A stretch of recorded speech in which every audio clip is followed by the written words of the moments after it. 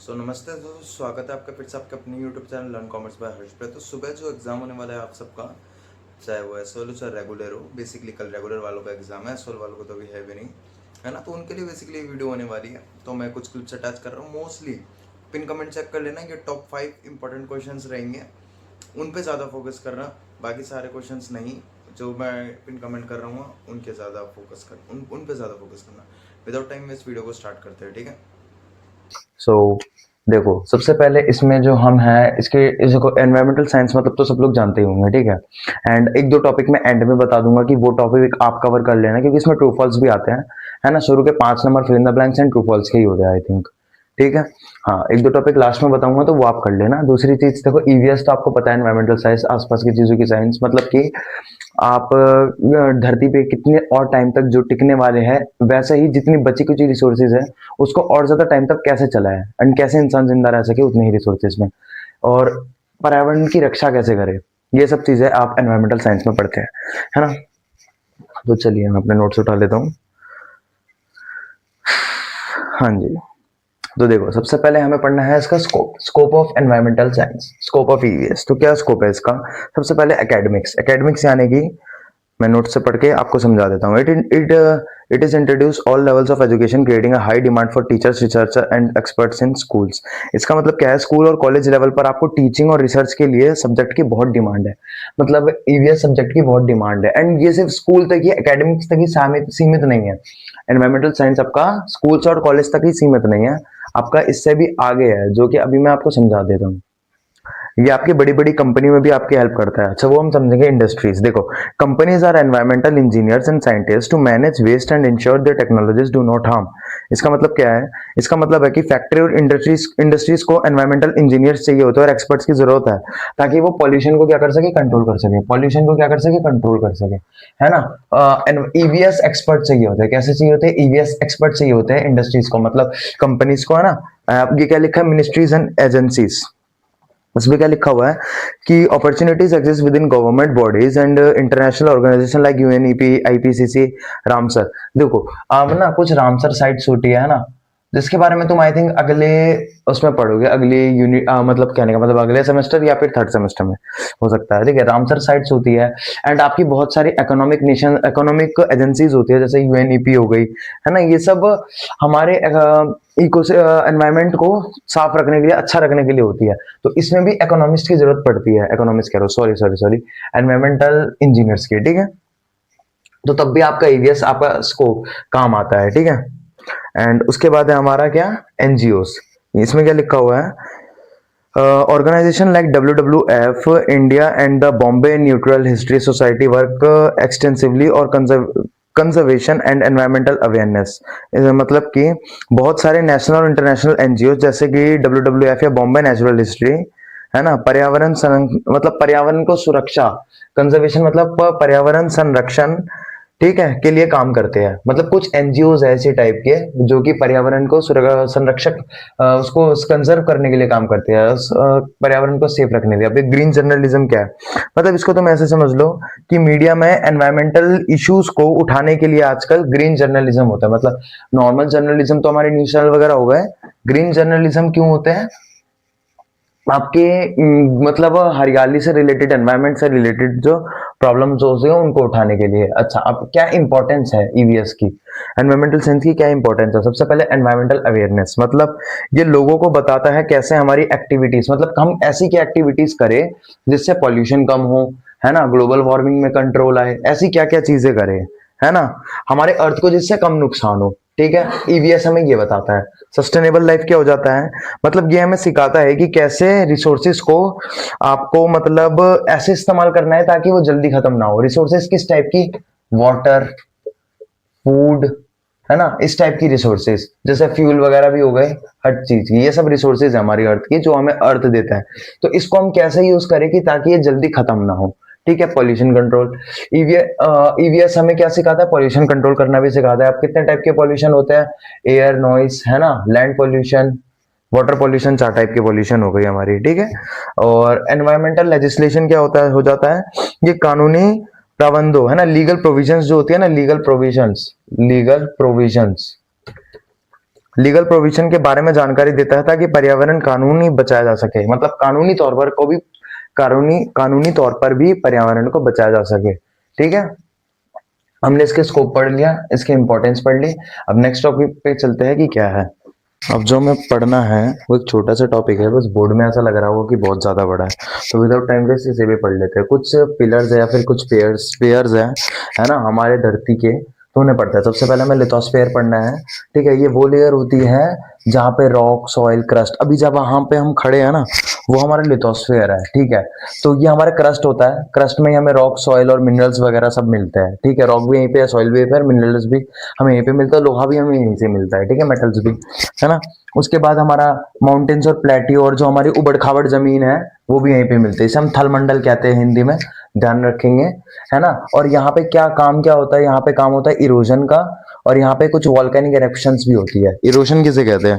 अच्छा सुनो मेरे भाई, जैसे यहाँ पे मिट्टी है, ठीक है, तो मिट्टी उड़ के आगे चली गई, मतलब इस जगह है, इस जगह से मिट्टी बहुत तेज आंधी तूफान आया और उड़ के आगे चली गई, बहुत दूर चली गई, ये भी तुम्हारा इरोजन हो जाएगा, इसे हम सॉइल इरोजन कहते हैं। ऐसे पत्थर का टूट के बिखर जाना, आगे जाना, ये भी तो आप मतलब जगह बदल लेना, दूर कहीं चले जाना, तो ये भी आपका इरोजन में आ जाता है।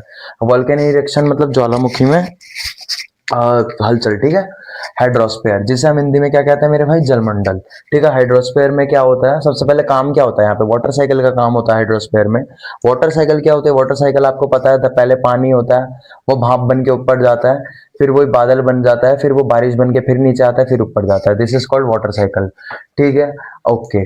अच्छा, वाटर साइकिल। अब आइसबर्ग और ग्लेशियर, ये भी हमारे हाइड्रोस्फीयर का ही पार्ट है, जलमंडल का ही पार्ट है। आइसबर्ग यानी कि जो आइसबर्ग और ग्लेशियर यानी कि जो अंटार्कटिका वगैरह में सब हर जगह बर्फ बर्फ बन के, है ना, बर्फ बन रखा, जब बर्फ से जम रखे वो सारी जगह, वही आइसबर्ग है वहां पे। ठीक है, आइसबर्ग्स है बहुत सारे। वाटर, पानी भी यहीं पे आ जाता है, वाटर वेपर, पानी का भाप भी यहीं पे आ जाता है, हमारा हाइड्रोस्फीयर में काउंट होता है। ठीक है, 3% जो फ्रेश वाटर है, जिसमें से 2% आइस के फॉर्म में है, वो भी हमारा हाइड्रोस्फीयर का ही पार्ट है। एटमॉस्फेयर की बात करेंगे मेरे भाई।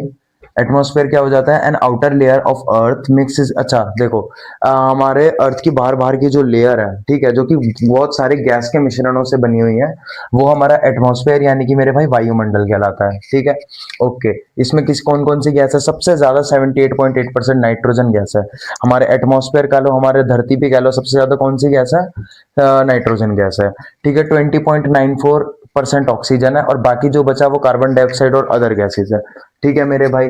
अच्छा, एटमॉस्फेयर के भी 4 पार्ट्स होते हैं, 4 अलग अलग लेयर्स में डिवाइड हो रखा है, जिन्हें अभी हम पढ़ते हैं, उन पे चलते हैं। एक बार बायोस्फीयर को खत्म कर लेते हैं। जीव मंडल, ये वो है जहां जहां में हमारी बात हो रही है। ठीक है, ओवरलैपिंग जीव मंडल। बायोस्फीयर कौन सा होता है? जहां पे लिथोस्फीयर, हाइड्रोस्फीयर और एटमॉस्फेयर का मिलन होता है, जहां पे मिलती है ये जगह, वो जगह कौन सी है? बायोस्फीयर, जहां पे अभी हम लोगों की बात हो रही है। Overlapping region. अच्छा, यहाँ पे बायोटिक और अबायोटिक साथ में रहते हैं, एक दूसरे के काम आते हैं, मतलब हाँ जी, तो बायोटिक और अबायोटिक साथ में रहते हैं। कहने का मतलब है कि इंसान, ठीक है, और पेड़ पौधे, है ना, और जानवर, है ना, ये पता नहीं क्या है, जानवर गलत बना दे, कोई भी जानवर, इंसेक्ट, ये सब क्या है? हमारे बायोटिक, जैविक है। हिंदी में बोले तो जैविक, और अबायोटिक को कहेंगे अजैविक, याद रखेंगे। ठीक है, जैविक और अजैविक एक साथ रहते हैं और एक दूसरे के काम भी आते हैं। एक दूसरे के काम मतलब, जैसे हम इंसान है, तो हम एक ऑक्सीजन लेते हैं तभी हम जिंदा रह पाते हैं, तो वो अजैविक है, अबायोटिक है ना, उसमें जान नहीं है, फिर भी वो हमारे काम आ रहा है ना, तो दैट इज कॉल्ड बायोस्फीयर। अच्छा, अब एटमॉस्फेयर की 4 लेयर्स हमारी, ट्रोपोस्फेयर, स्ट्रेटोस्फेयर, मेसोस्फेयर, थर्मोस्फेयर। देखो, ट्रोपोस्फेयर कौन सी होती है? ये धरती के ऊपर 10 से 12 किलोमीटर के बीच में होती है। ठीक है, धरती से 10 किलोमीटर ऊपर, 10 से 12 के बीच में सारी क्या है? आपकी ट्रोपोस्फेयर है। और हम इसी लेयर में क्या लेते हैं भाई? ब्रेथ करते हैं, एक्सेल इनर करते हैं, सांस लेते हैं। ठीक है, याद रहेगा मेरे भाई, सांस भी इसी लेयर में ली जाती है। एंड मौसम में बदलाव, ठीक है, ठीक है, मौसम में बदलाव, जैसे कि आपका मॉनसून आ गया, है ना, आपका तो आंधी आ गया, तूफान आ गया, गर्मी सर्दी, सब आपका ट्रोपोस्फेयर में ही होता है। ठीक है, ओके। अब आती है स्ट्रेटोस्फेयर। ये धरती के, जैसे ये 12 किलोमीटर तक तो आपकी क्या थी? ट्रोपोस्फेयर। 12 किलोमीटर से 50 किलोमीटर तक आपकी क्या हो जाएगी? स्ट्रेटोस्फेयर हो जाएगी। हवाई जहाज भी आपके स्ट्रेटोस्फेयर में ही उड़ते हैं।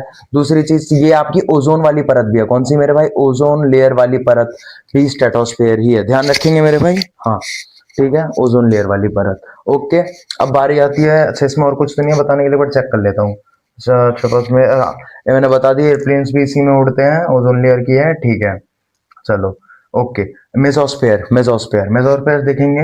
ये 50, अब ये 50, 12 से 50 किलोमीटर तक सारी क्या, स्ट्रेटोस्फेयर। अब 50 किलोमीटर के ऊपर और 85 किलोमीटर तक आपकी क्या होगी, मेसोस्फेयर होगी। ठीक है। जब अंतरिक्ष स्पेस से बड़े पत्थर या मीटियोर्स धरती की तरफ आते हैं तो वो किसी लेयर में आकर रगड़ फ्रिक्शन की वजह से जल जाते हैं। आते हैं ना, जब ऊपर से कुछ आता है तो वो कहीं पे आके जल जाते हैं, तो वो मेसोस्फेयर है। मेसोस्फेयर में आके धरती के बाहर से आने वाली चीजें जल जाती है। ठीक ठीक है। ये एटमॉस्फेयर की सबसे ठंडी लेयर मानी जाती है। ठीक है, ये एटमॉस्फेयर की सबसे ठंडी लेयर मानी जाती है ना। थर्मोस्फेयर, इस अब क्या है, थर्मोस्फेयर। ये 85 किलोमीटर से 600 किलोमीटर तक है ये मेरे भाई। कितनी, 85 किलोमीटर से 600 किलोमीटर तक ये जगह है। ठीक है, यहाँ टेम्परेचर बहुत तेजी से बढ़ता है। ओके, इसी लेयर में लोनोस्फेयर होता है जो रेडियो वेव्स को वापस धरती पर भेजता है, जिससे हम टीवी और मोबाइल चला पाते हैं, और इंटरनेशनल स्पेस स्टेशन पे भी इसी के आसपास होता है, थर्मोस्फेयर के आसपास। ये लगभग स्पेस हो जाता है आपका मेरे भाई। ठीक है, एक बार ये भी चेक कर लेना, थर्मोस्फेयर पे हाईएस्ट टेम्परेचर कितने का होता है, एक बार चेक कर लेना, है ना। हाँ जी। तो क्या रह जाता है, थर्मोस्फेयर में ही सारी यूवी रेस मोस्टली आके जमा होती है ना। कहने का मतलब है इसका टेम्परेचर 1500 डिग्री सेल्सियस तक रहता है। ठीक है मेरे भाई।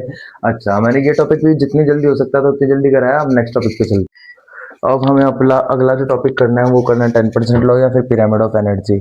इसे हम 10% नियम या फिर ऊर्जा पिरामिड ऑफ एनर्जी, यानी ऊर्जा का पिरामिड ऐसे भी कह सकते हैं। ठीक है, तो देखो इसमें सबसे पहले ऐसा रहता है कि देखो सबसे पहले प्रोड्यूसर्स होते हैं जो कि अपना खाना खुद बनाते हैं, जिन्हें इनमें हरे पौधे आ जाते हैं, जिन्हें हम ऑटोट्रॉप्स भी कहते हैं। इसके बाद आते हैं हेटेरोट्रॉप्स, प्राइमरी कंज्यूमर। जो हरे पौधे खाते हैं वो प्राइमरी कंज्यूमर हो गए, जैसे कि हमारे बकरी है ना, भेड़ बकरी ये सब। सेकेंडरी कंज्यूमर जो कि इनको खा जाते हैं, प्राइमरी कंज्यूमर को खा जाते हैं, वो तुम्हारे सेकेंडरी कंज्यूमर होते हैं जो मांस खाते हैं। ठीक है। अब अच्छा, इनमें कीड़े भी आ जाते हैं कुछ जो फसलों को खाते हैं। ठीक है, टर्शरी कंज्यूमर सबसे ऊपर, जिन्हें कोई नहीं खा सकता, पर ये सबको खाते हैं, सिर्फ मांस खाते हैं ये। ठीक है, चलो ये तो समझ लिया। बट हमारा 10% लॉ क्या है, 10% लॉ ऊर्जा का लॉ है कि अगर हम, जैसे हमने कुछ खाया तो हमें कितना, हमने जो खाया उसका कितना प्रतिशत ऊर्जा मिलेगा। देखो मान के चल लो कि इस पे 10,000 कैलोरीज है। ठीक है, 10,000 कैलोरीज है। हर्बी वर्ड्स में मिटा रहा हूँ, ये शाकाहारी था, हर्बी वर्ड्स का मतलब कि शाकाहारी होते हैं। ठीक है, सबसे पहले समझ लो कि मेरे पास 10,000 कैलोरीज है। ठीक है, अब कोई पेड़ पत्ते हैं तो उसमें 10,000 कैलोरीज है। ठीक है, ये पेड़ है ना, ये कोई मतलब पौधा है और ये घास है यहाँ पे, इसको कोई भेड़ खाती है। ठीक है, इसको कोई भेड़ खाती है, चल जाती है, तो मान के चलो इसके अंदर 10,000 कैलोरीज थे। तो अब वो भेड़ ने इसे खाया, तो जब इसको खा लेगी तो उस भेड़ को इसकी कितनी एनर्जी मिलेगी, तो उस भेड़ को इसकी 10% एनर्जी मिलेगी। यानी कितनी एनर्जी इसकी, 10% कितनी है इसकी, 10%। 10,000 का 10% कितना होता है मेरे भाई, 10,000 का 10% कितना होगा, 1,000 होगा।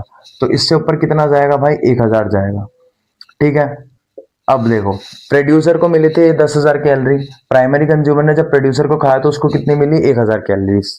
ठीक है, अब जब कोई सेकेंडरी कंज्यूमर इसको खाएगा, सेकेंडरी कंज्यूमर इसको खा जाएगा, तो उसको इसकी कितनी एनर्जी मिलेगी, तो इसकी भी 10% मिलेगी। 1,000 का 10% 100। आपको समझ आ रहा है मैं क्या बोल रहा हूँ, 1,000 का 10% 100। ठीक है, चलो। और अब कोई टर्शरी कंज्यूमर इसको खाएगा, अब कोई टर्शरी कंज्यूमर इसको खा जाएगा, तो अब इसको इसकी कितनी एनर्जी मिलेगी, 10% बस। तो इसलिए जो आपकी फूड चेन बनती है ना, फूड चेन, वो भी इससे ज्यादा नहीं बन पाती। चलो मैं समझा देता हूँ एक बार। अब मान के चलो पेड़ पौधे थे, इसमें 10,000 कैलोरी थी। अब उसको कोई बकरी आके खाती है, उसको कोई बकरी आके खाती है, बकरी ने खाया 10,000 कैलोरी में से उसके पास सिर्फ उसका 10% जाएगा। कितना जाएगा, 10%। तो 10% जब जाएगा तो 10,000 कैलोरी का 10% कितना गया, उस पर 1,000 गया। ठीक है, प्राइमरी कंज्यूमर। अब उस बकरी को मान के चलो एक लोमड़ी ने खा लिया, फॉक्स ने खा लिया, फॉक्स ने उस बकरी को खाया। ठीक है, तो अब उस बकरी के 1,000 कैलोरी थी उसके पास, अब उस 1,000 कैलोरी में से फॉक्स के पास उसमें से कितनी एनर्जी जाएगी, सिर्फ उसका 10%।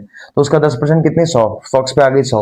अब मान के चलो चीता या टाइगर है, लेपर्ड है, कोई भी है इन तीनों इनमें से, उसने उस फॉक्स को खा लिया, तो उस फॉक्स पे अब इसका भी 10% जाएगा, तो इसका 10% कितना होगा, 10 कैलोरीज। ठीक है, 10 कैलोरीज। तो ऐसे करके अपनी एनर्जी का 10% ट्रांसफर करता है, ठीक है। 10% लॉ का नियम ये कहता है कि जब आप किसी को खाते हो तो उसके अंदर जितनी भी एनर्जी थी तो उसका सिर्फ 10% ही आगे ट्रांसफर होता है। अब आपके पास अगर बाय चांस एक क्वेश्चन आ जाए, मान के चलो मैं ऐसे ही बता रहा हूँ कि यहाँ पे एक घास है और इस घास में मान के चलो 1000 कैलोरीज है, ठीक है, 1000 कैलोरीज है, ठीक है।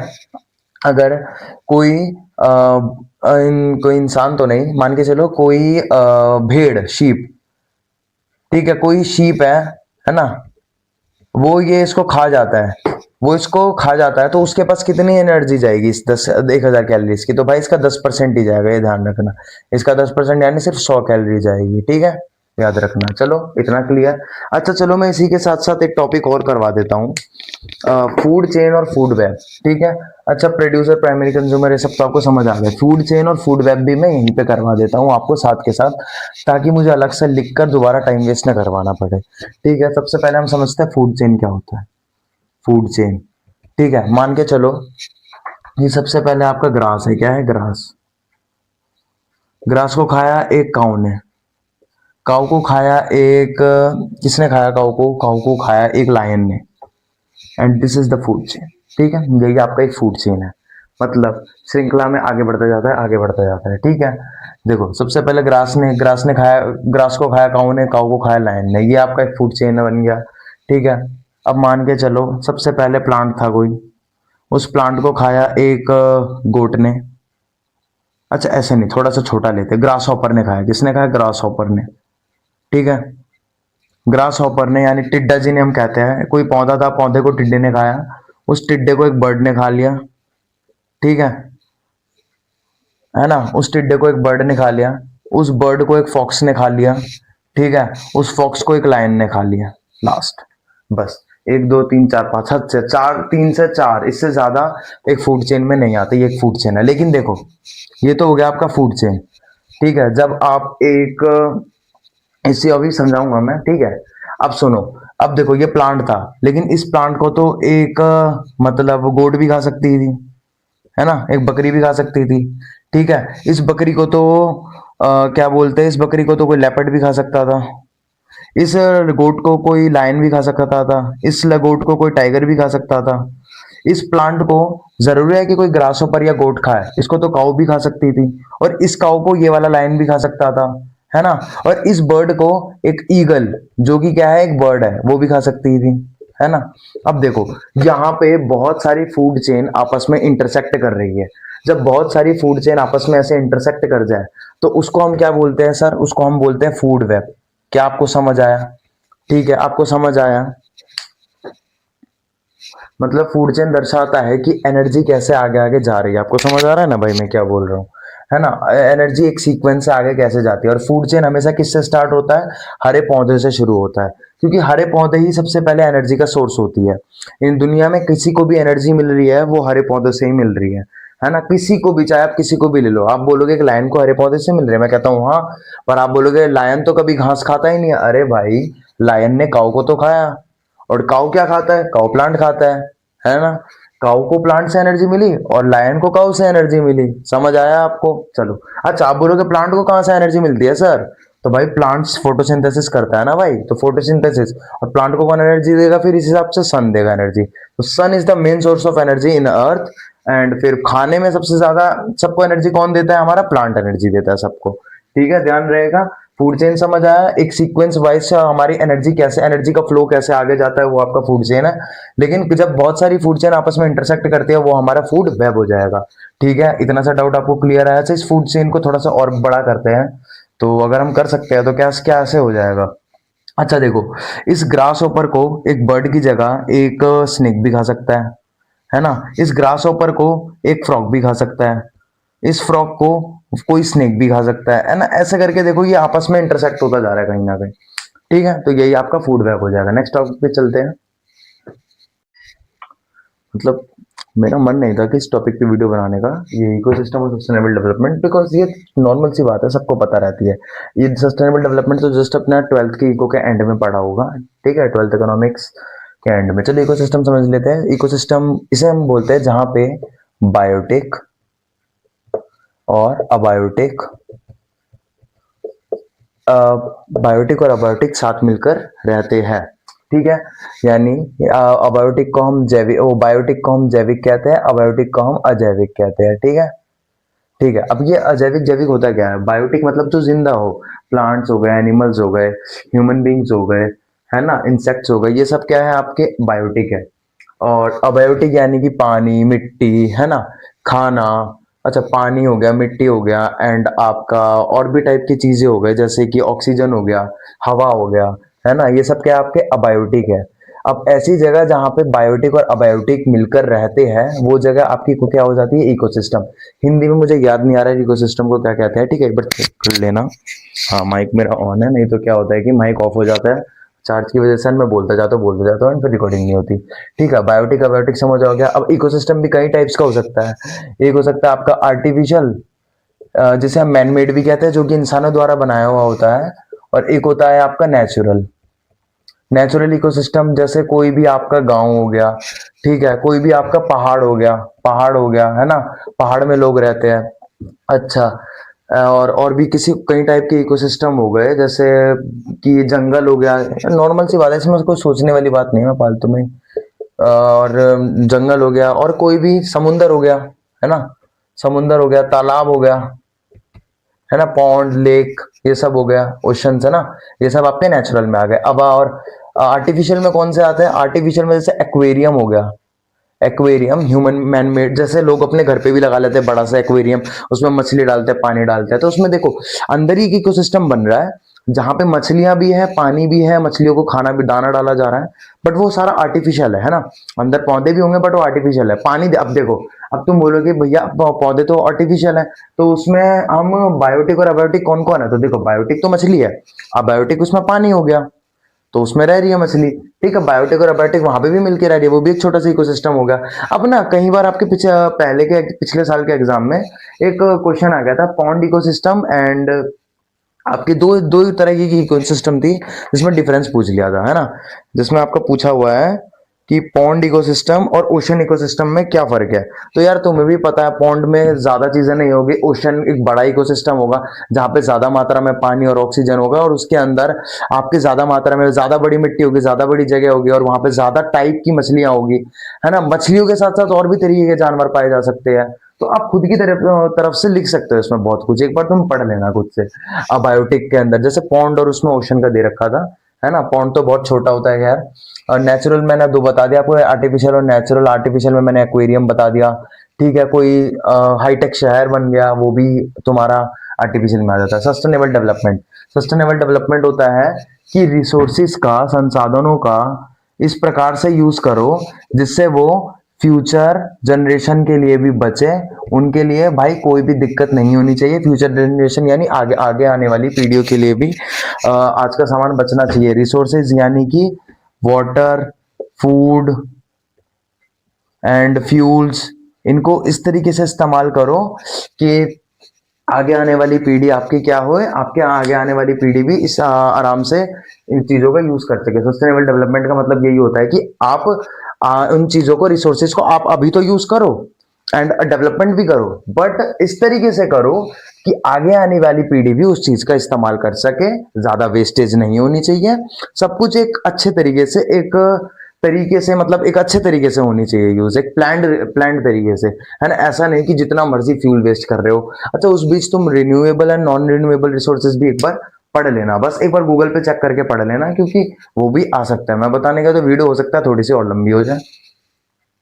हाँ जी, तो अब हम लैंड डिग्रेडेशन और सॉइल इरोजन पढ़ेंगे। लैंड डिग्रेडेशन यानी कि मिट्टी की उपजाऊ शक्ति खत्म होना, ठीक है। कैसे, मतलब मिट्टी की बंजर जमीन कैसे हो जाती है? देखो, सबसे पहले लैंड डिग्रेडेशन मतलब इंसानी गतिविधियों की वजह से, इन कुदरती कारणों से जमीन की क्वालिटी इतनी गिर जाना कि वहां पे वेजिटेशन पॉसिबल ना हो पाए। क्या वेजिटेशन? खेती बाड़ी मेरे भाई, वेजिटेशन छोड़ो यार, वेजिटेशन पॉसिबल ना हो पाए। तो ये किन वजह से हो सकता है? ये आपको क्या लगता है किन वजह से होता होगा? सबसे पहला इसका रीजन है डिफॉरेस्टेशन। क्या भाई? डिफॉरेस्टेशन, ठीक है। डिफॉरेस्टेशन मैं शॉर्ट में लिख रहा हूँ, ऐसे ही लिख दे रहा हूँ। डिफॉरेस्टेशन यानी ज्यादा पेड़ों की कटाई की वजह से लैंड डिग्रेडेशन होती है। क्यों होती है वो हम सॉइल इरोजन में समझेंगे कि ज्यादा पेड़ों की कटाई की वजह से लैंड डिग्रेडेशन क्यों होती है। ओवरग्रेजिंग, क्या मेरे भाई? ओवरग्रेजिंग, ओवरग्रेजिंग क्या होता है? ओवरग्रेजिंग का मतलब होता है जरूरत से ज्यादा चरवाना। मतलब कि लोग मैदानों में लाते हैं अपनी गाय या फिर गाय भैंस भेड़ बकरी इन सबको चरवाने। बट उससे दिक्कत क्या होती है, ज्यादा चरवाने से उपजाऊ शक्ति है ना, फर्टिलिटी लैंड की, क्या फर्टिलिटी, उपजाऊ उपजाऊ शक्ति को क्या कहते हैं, फर्टिलिटी क्या होती है, स्पॉइल होती है, खराब होती है भाई, फर्टिलिटी खराब हो जाती है ओवर ग्रेजिंग की वजह से, इसलिए लैंड डिग्रेडेशन वहां भी हो जाता है मेरे भाई। नील की खेती, नील की खेती, नील है ना, नील यानी कि नील हिंदी में, और इंग्लिश में इंडिगो, इंडिगो, हाँ, इंडिगो की खेती है ना। इंडिगो की खेती से भी लैंड में दिक्कत आ जाती है, क्योंकि फिर 4-5 साल के लिए जमीन छोड़नी पड़ जाती है, खराब हो जाता है।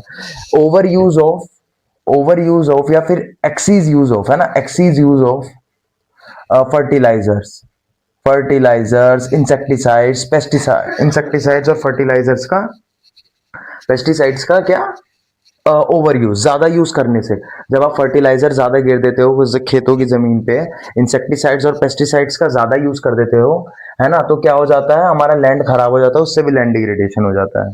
ठीक है, खेती गलत तरीके से कर देना या फिर जरूरत, है ना, मतलब बहुत सारी, ठीक है, कुछ कुदरती कारण, जैसे कि यहाँ पे लिखा हुआ है, बहुत जरूरत से ज्यादा, हद से ज्यादा बहुत तेज बारिश आ जाने पर, या फिर बहुत तेज हवा। अच्छा, सॉइल इरोजन क्या होता है, देखो, ये जो तेज हवा और तेज बारिश है वो मैं लैंड डिग्रेडेशन से नहीं, सॉइल इरोजन से बता रहा हूँ। देखो, मान के चलो यहाँ पे कोई जमीन है, यहाँ पे कोई जमीन है, एंड अब यहाँ पे कोई जमीन है, और क्या हुआ कि बहुत सारा पानी आया, एकदम से बाढ़ आई, और यहाँ की मिट्टी, यहाँ की अच्छी मिट्टी उठा करके बाढ़ का पानी अपने साथ आगे बह के ले गया, है ना, आगे बह के ले गया। ओके, अब वो ले गया, अब उसकी जो अच्छी मिट्टी थी वो तो बाढ़ का पानी ले गया, अब गंदी मिट्टी बाहर कहीं और से लाके यहाँ छोड़ दी, तो अब इसकी फर्टिलिटी क्या हो गई, फर्टिलिटी क्या हो गई, उपजाऊ शक्ति क्या हो गई, खराब। कैसी हो गई मेरे भाई, खराब। ठीक है, ये तो ये जो प्रोसेस हुआ ना भाई, कि मिट्टी पानी के भाप से आगे चली गई, ये क्या हो जाता है आपका, सॉइल इरोजन हो जाता है, जो कि मैं एक बार हल्का फुल्का पहले भी बता चुका हूं। लेकिन अब मान के चलो कि बहुत तेज यहाँ पे मिट्टी है, बहुत तेज आंधी तूफान आया, बहुत तेज क्या हुआ, आंधी तूफान आया, बहुत तेज आंधी तूफान है, और इसकी वजह से भी बहुत सारी मिट्टी आगे चली गई, और कहीं और दूर जगह की मिट्टी जो कि बेकार मिट्टी थी वो इसके ऊपर आके टिक गई। हवा तो पीछे से आ रही होगी, तो ये भी अपने साथ मिट्टी लाएगी ना भाई, तो वो मिट्टी यहाँ छोड़ गई, तो इससे भी क्या हो गया भाई, फर्टिलिटी क्या हो गई, फिर से क्या हो गई, खराब हो गई। समझ आया। लेकिन अब मान के चलो कि यहाँ पे बहुत सारे पेड़ है, यहाँ पे बहुत सारे पेड़ है, बहुत सारे पेड़ है। अब क्या हुआ, जब हवा आई ना, हवा, हवा आई, अब हवा आई, है ना, अब हवा आ रही है, तो लेकिन अब जो है ना, ये मिट्टी ज्यादा दूर नहीं जा रही है, कहते हैं कि भाई यहां से मैं आगे जाती हूँ और मैं पेड़ पे टकरा के यहीं रुक जा रही हूँ, आगे जा रही हूँ, बहुत सारे पेड़ होते हैं भाई, इतने कम पेड़ तो होंगे नहीं, बहुत सारे पेड़ होते हैं। ठीक है, कभी तुमने देखा होगा कि खेतों के ना लाइनिंग में ऐसे लंबे लंबे पेड़ खड़े कर देते हैं बहुत सारे। ठीक है, तो ऐसे उससे भी ज्यादा बहुत सारे पेड़ है, और वो मिट्टी यहीं पे टकरा के यहीं पे गिर जा रही है, यहीं पे टकरा के यहीं पे गिर जा रही है। ठीक है, तो इससे क्या हुआ, सॉइल इरोजन रुक गया, मतलब सॉइल इरोजन होना था, आंधी की हवा आ रही है लेकिन अब मिट्टी को दूर नहीं लेके जा पा रही, यहीं पे वो मिट्टी रुक जा रही है, तो सॉइल इरोजन रुक गया। लेकिन अब क्या होगा, डिफॉरेस्टेशन हो गया, मतलब पेड़ कट गए, अब ये सारे पेड़ किसी ने काट दिए, तो अब भाई ये मिट्टी ना उड़ के और चली जाएगी, तो इसकी वजह से क्या हो जाएगी, लैंड फर्टिलिटी खराब हो जाएगी। तो इसलिए हमने यहाँ पे कहाँ पे डिफॉरेस्टेशन सबसे पहला पॉइंट पढ़ा था। ठीक है मेरे भाई, ये वैसे छोटे मोटे पॉइंट्स हैं, इनसे छोटे मोटे वन वर्ड मतलब जो आते हैं ना कि पॉइंट, इनके ऊपर पॉइंट लिख दो, डिफरेंस में पॉइंट लिख दो, उनमें आपका आंसर आता, क्वेश्चन आता है इनका, और कम आता है। लेकिन ये कुछ पॉइंट ऐसे जरूरी है कि जिनसे रिलेटेड बहुत सारे क्वेश्चन आ जाते हैं, है ना। तो लैंड डिग्रेडेशन मैंने आपको बता दिया, सस्टेनेबिलिटी बता दिया आपको। ठीक है, वेस्ट मैनेजमेंट से क्वेश्चन है या पॉल्यूशन से क्वेश्चन है मेरे भाई, वो तो प्लीज आप खुद कर सकते हो ना यार, कि वेस्ट मैनेज क्यों करना चाहिए, सॉलिड वेस्ट क्यों मैनेज करना चाहिए, ये छोटे मोटे क्वेश्चन कर सकते हो। रिन्यूएबल नॉन रिन्यूएबल बता दिया, ओजोन की मैं वीडियो इसके आगे लगा दूंगा, है ना। ग्लोबल वार्मिंग वार्मिंग आपके इस सेमेस्टर में आता नहीं है, बट अगर आपको चाहिए होगा तो बता देना, मैं जरूर कमेंट कर देना कि ग्लोबल वार्मिंग पे भी ला दो, पर चाहिए नहीं, आपको जरूरत नहीं है, मैं इतनी बात बता रहा हूँ आपको। ठीक है, लेकिन फिर भी अगर ग्लोबल वार्मिंग आ जाए तो मैं बार बार से बता दे रहा हूँ अभी, कि धरती में ज्यादा कार्बन डाइऑक्साइड की मात्रा बढ़ने की वजह से हीटनेस बढ़ जाना, गर्मी बढ़ जाना, इसी को ग्लोबल वार्मिंग कहते हैं, टेम्परेचर बढ़ जाना। ठीक है, आसान शब्दों में। और इसके बढ़ते, इसके कारण क्या है, इसके कारण एक तो ओवर पॉपुलेशन हो जाता है, ज्यादा पॉपुलेशन बढ़ती जा रही है, ये भी ग्लोबल वार्मिंग का कारण है। एंड कुछ कारण और कि बढ़ता यूज, किस चीज का बढ़ता यूज मेरे भाई, ऐसी चीजें जो कि CO2 ज्यादा प्रोड्यूस करती हो, CO2 की वजह से ग्लोबल वार्मिंग बढ़ता है। ठीक है, वैसे तो ये आपके पॉइंट में है नहीं, ये नेक्स्ट सेमेस्टर आएगा गारंटीड, एक पॉइंट इसके ऊपर एक क्वेश्चन आता है, ठीक है। चलो जितना हो सकता था मैंने बताया, अब मैं इसके आगे ओजोन वाली एक वीडियो लगा दे रहा हूँ, वो भी देख लो तुम, ठीक है। चलते हैं नेक्स्ट टॉपिक पे।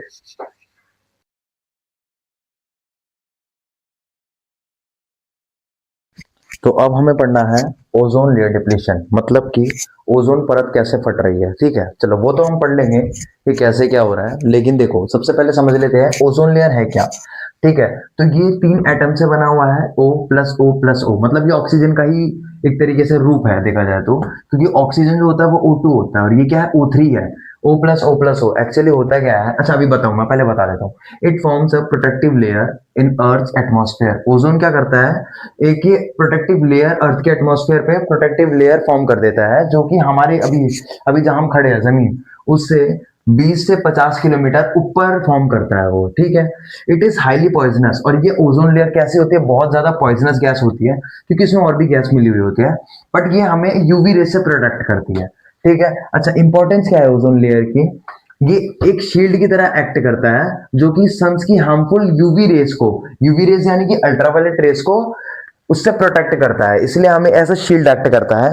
और ये यूवी रेस से हमें प्रोटेक्ट करके, प्रिवेंट करके, यूवी रेस को रोक कर क्या करता है, मतलब अर्थ यूवी रेस को अर्थ की सरफेस तक रोकने से पहुंचकर ये जितने भी जीव जंतु है धरती पे उन सबको प्रोटेक्ट कर रहा है। और प्लस में जो हम खेती कर पा रहे हैं, वेजिटेशन कर पा रहे हैं, उसमें भी ये हेल्प कर रहा है, क्योंकि अगर वो आ गए ना, अगर यूवी रेस धरती तक पहुंच गई तो क्या होगा कि हमें कैंसर, स्किन कैंसर टाइप, वो जो कि हम पढ़ेंगे कि इनसे क्या कॉज है, कई टाइप की बीमारियां हो जाती है और हमारे फसलें भी खराब हो जाते हैं। दूसरी चीज, ओजोन लेयर कैसे बनता है, एक्चुअली जो सन है ना, सन की यूवी रेस, सन की यूवी रेस है ना, ये यूवी लिख रहा हूं मैं, यूवी रेस ऑक्सीजन O2 पे पड़ती है, O2 पे पड़ती है ना, और O2 पे पड़ने के बाद इसे O और O में तोड़ देती है, और ये एक और ऑक्सीजन को अपने पास बांध लेता है, और फिर ये क्या बन जाता है, O3 बन जाता है, और ये फिर ओजोन बन जाता है, और ऐसे ही कर करके पूरी अर्थ की लेयर के ऊपर ओजोन की परत बन जाती है, अर्थ के एटमॉस्फेयर के ऊपर ओजोन की परत बन जाती है, ठीक है।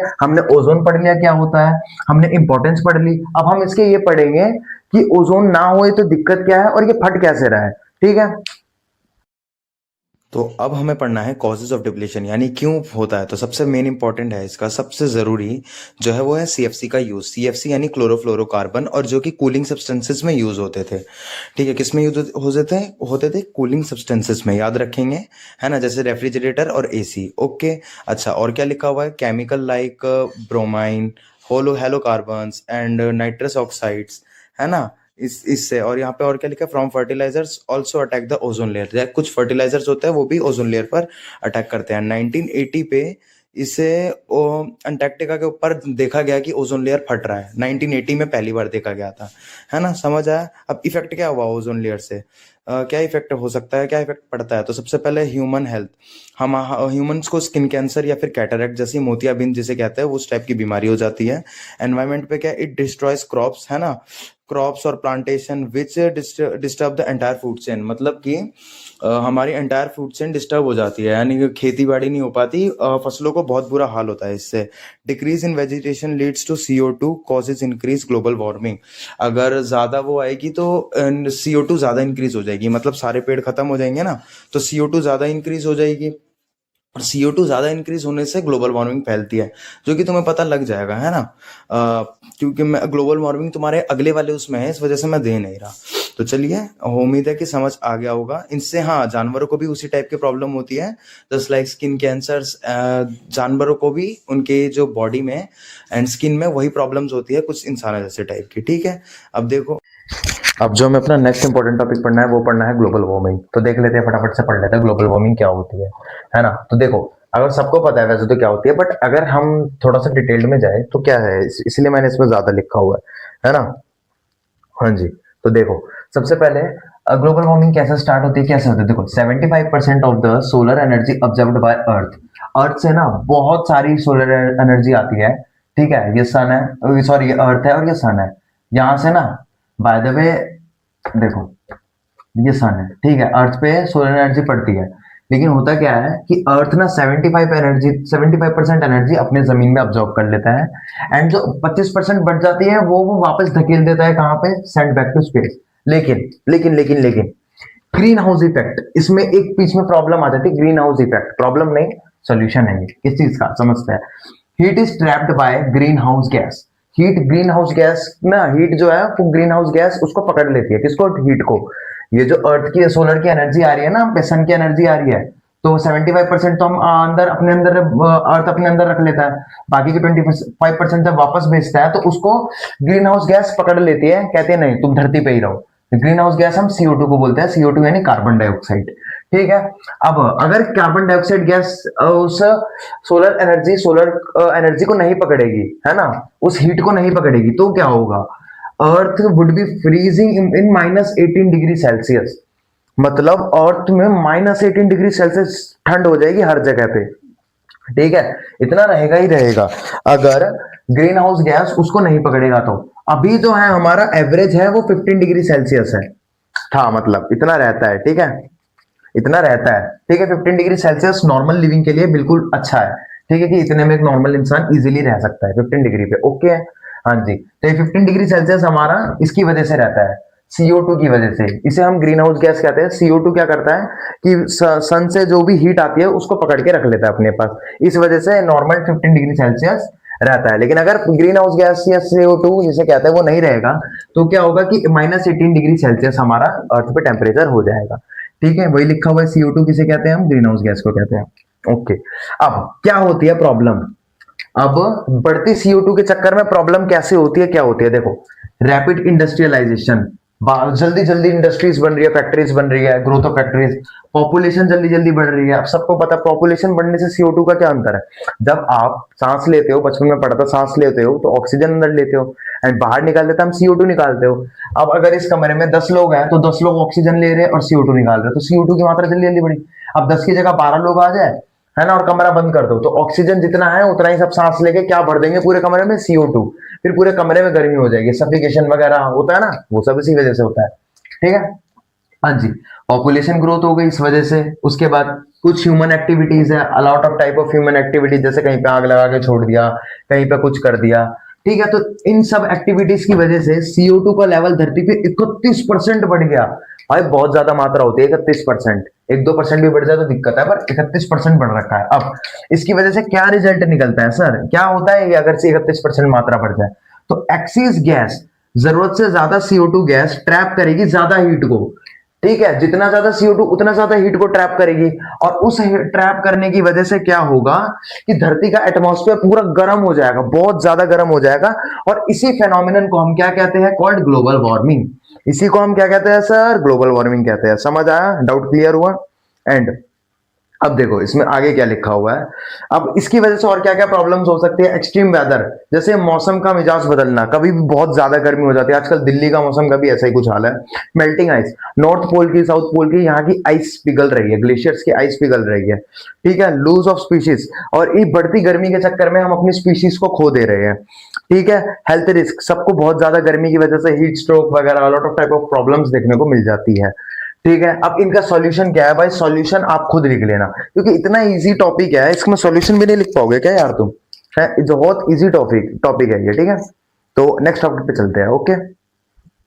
अच्छा, सॉल्यूशन किस टाइप के लिख लेना, जस्ट लाइक चाइना ने अपनाई थी मतलब पॉपुलेशन कंट्रोल करने के लिए वन चाइल्ड पॉलिसी, है ना, ऐसे तो हम पॉपुलेशन को कंट्रोल करेंगे, उससे ग्लोबल वार्मिंग कंट्रोल होगी।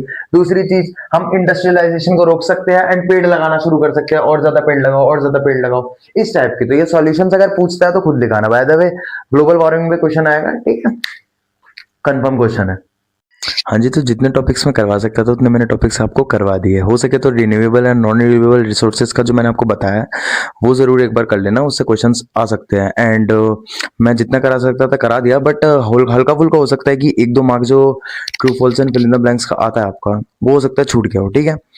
1-2 नंबर की बात है, ठीक है, और बाकी तुम खुद से बनाकर कर सकते हो, ठीक है। अब तो तुम इतनी कैपेसिटी है, क्षमता है तुम्हारी, है कैपेबल हो इतने तो। एंड वीडियो पसंद आए, मेहनत पसंद आए तो ज़रूर एक बार कमेंट कर देना प्यारा सा, एंड वीडियो को ज़रूर प्यार दिखाना। All the best, thank you, take care आप सबको, है ना।